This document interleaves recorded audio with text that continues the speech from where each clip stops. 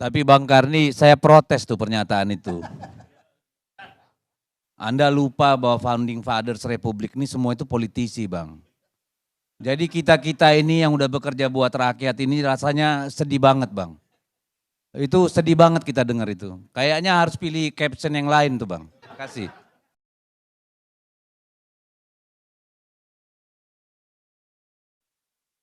Nanti nggak ada yang mau jadi politisi baik-baik, Bang. Nakal semua nanti. Terima kasih Bang Karni. Assalamualaikum warahmatullahi wabarakatuh. Saya nyambung dengan ceritanya Bang Patra dan Bang Dedi ya. Saya terima kasih Bang Karni mengundang Bang Patra, sahabat saya. Kami sama-sama kuliah di Inggris tahun 2001-2002 yang lalu. Alhamdulillah ketemu, jarang ketemu, jadi bisa ketemu pada hari ini.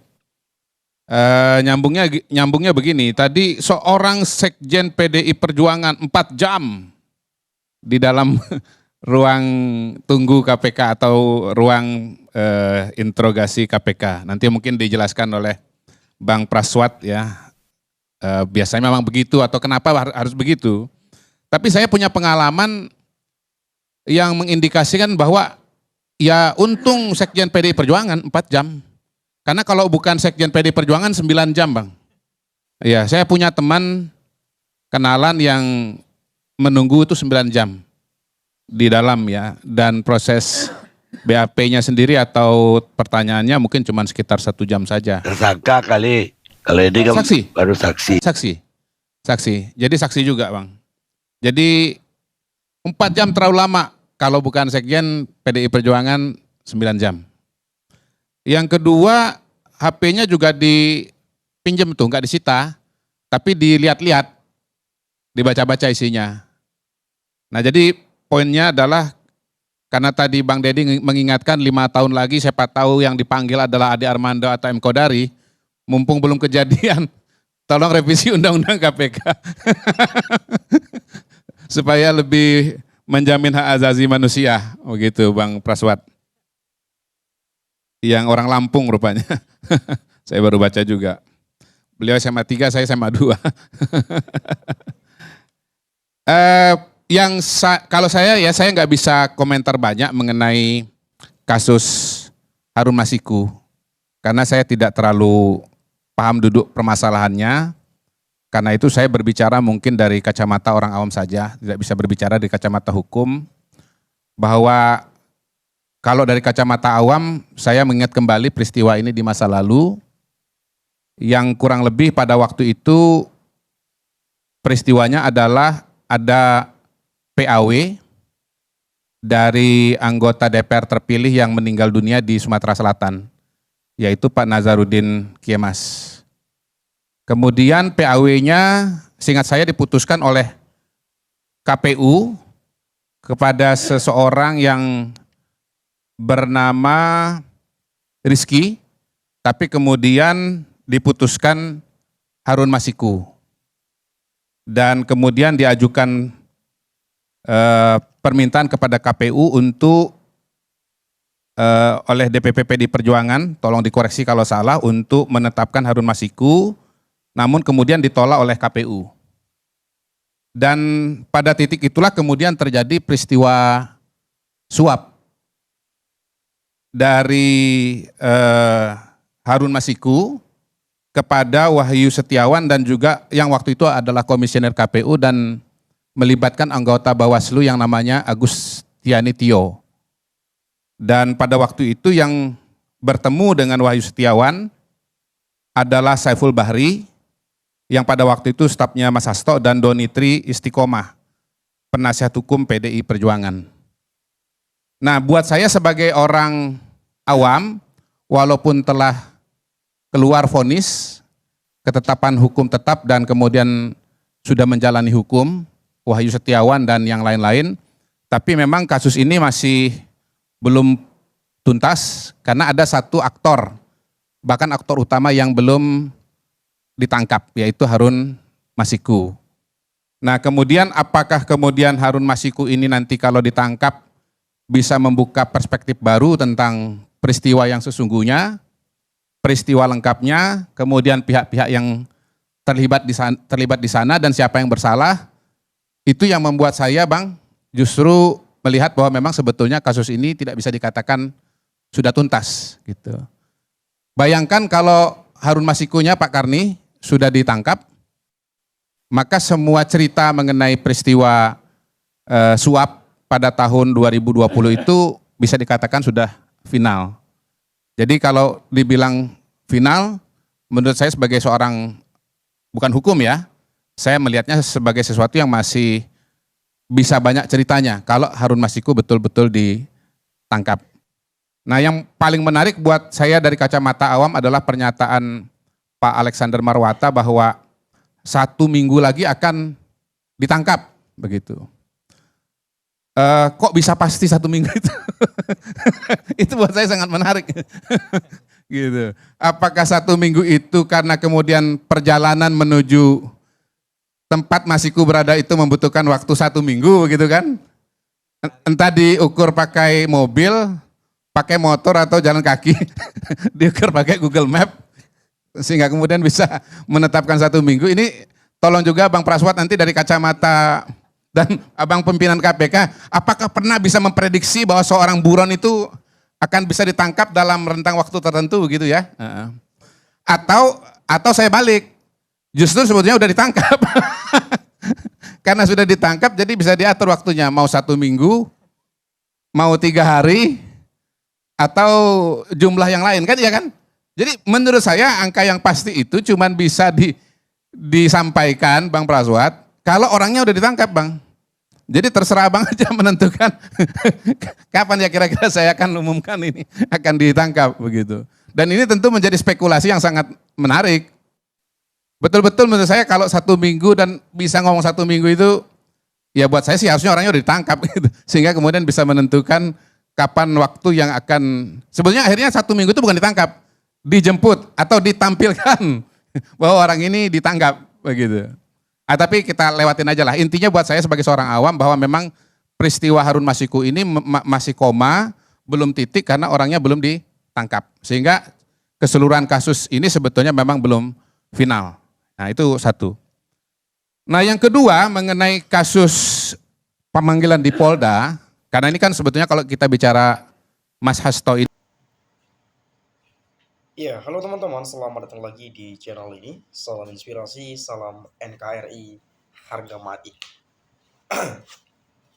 Ya, tadi kita telah mendengarkan banyak penyampaian-penyampaian dari cuplikan video sebelumnya, tentu disampaikan oleh Bung Kodari, ya, bagaimana terkait kasus masa lalu yang sekarang diungkit dan makin kian memanas, yaitu kasus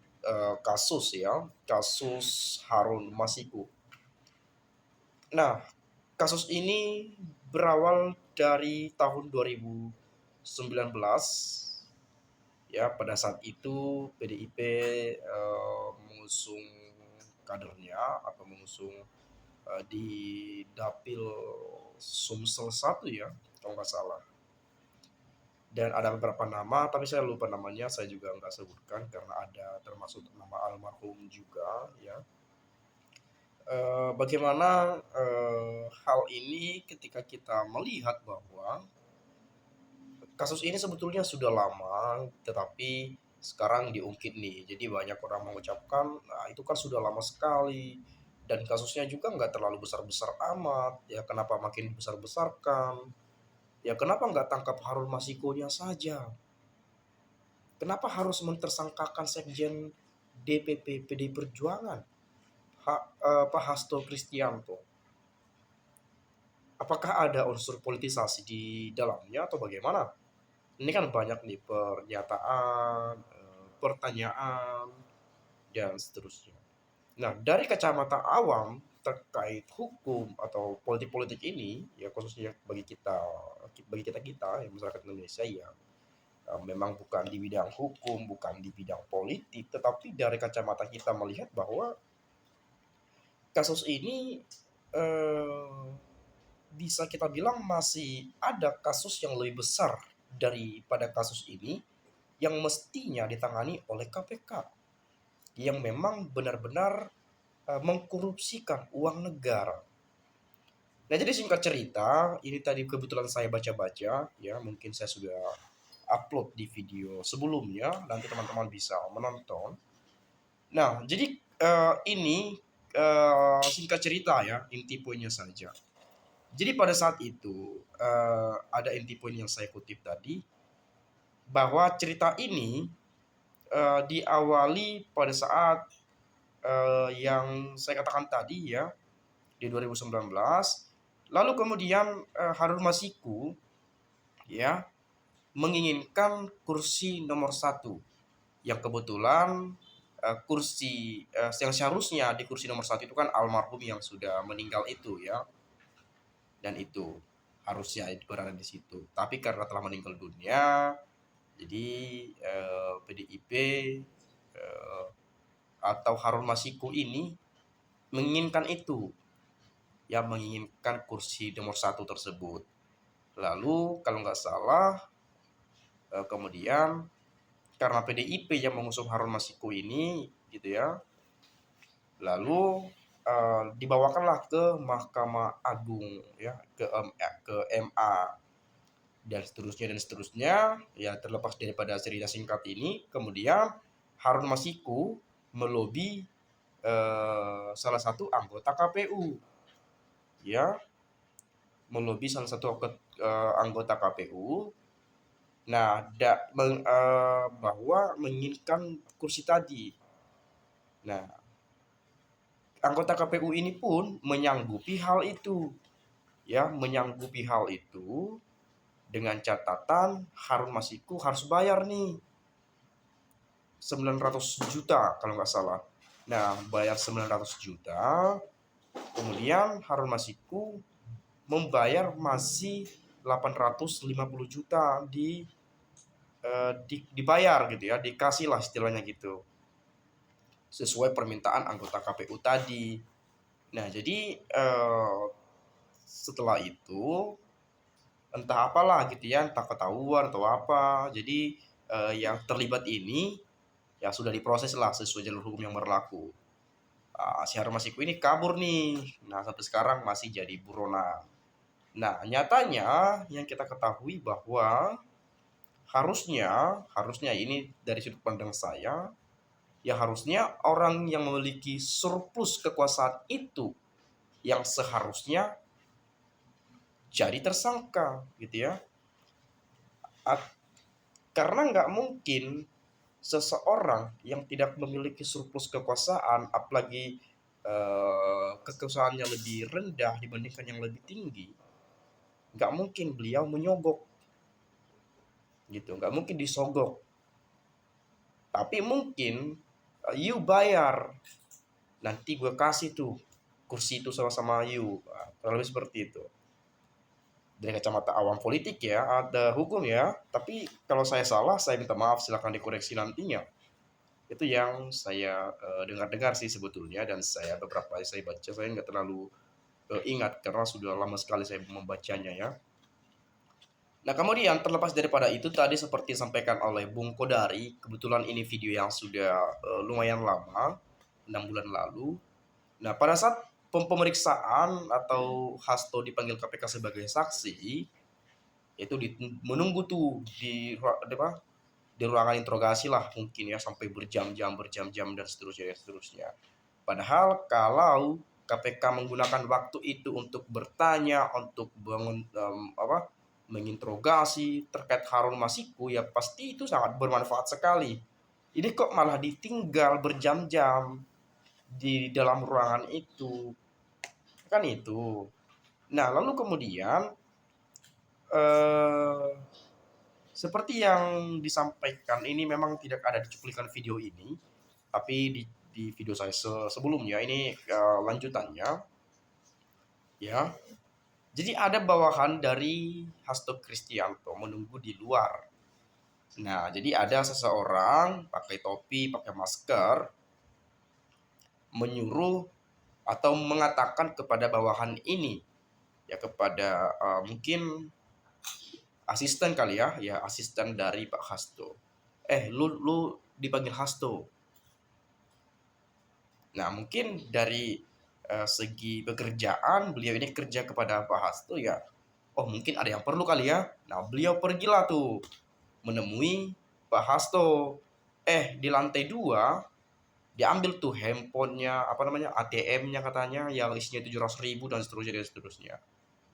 Itu sih cerita-cerita yang saya lihat ya, walaupun saya menceritakannya nggak komplit ya, karena kebetulan saya juga nggak terlalu mendalami kasus ini ya dalam pembahasannya, atau nggak terlalu tahu menau gitu ya. Karena kemarin lebih terfokus mengenai gonjang-ganjing politik pada pesta demokrasi. Nah, ini terlepas daripada ini sebetulnya maksud saya di sini kita lah teman-teman sebagai masyarakat Indonesia yang lihai dalam menilai siapa nih sebetulnya nih yang salah, siapa yang benar. Nah, kalau seandainya KPK, kenapa KPK tidak tangkap saja Harun Masikunya? Kenapa harus mentersangkakan Hasto? Jangan kasus ini dibesar-besarkan, apalagi pada tahun-tahun politik. Yang pasti internal PDIP yang kena, karena sekjennya tersangka, sekjennya dipanggil jadi saksi ke KPK, ya. Jadi ini terganggu, ya terganggu nih kepada PDIP, bukan terganggu ya, patutnya mengganggu ya, mengganggu PDIP, mengganggu teman-teman yang ada di PDIP misalnya, ya. Jadi kemarahan ini yang semestinya kita melihat bahwa kenapa harus dibesar-besarkan? Kenapa harus ditersangkakan sekjen DPP PDIP tersebut?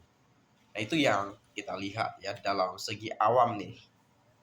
Ya, jadi terlepas daripada itu, teman-teman mungkin lebih paham dan memahami. Jadi bolehlah silakan teman-teman memberikan pernyataan Anda di komentar ini agar nanti kita bisa bertukar pikiran antara satu dengan yang lain melalui komentar pada video ini. Itu saja, sekali lagi saya mengucapkan salam inspirasi, salam NKRI harga mati.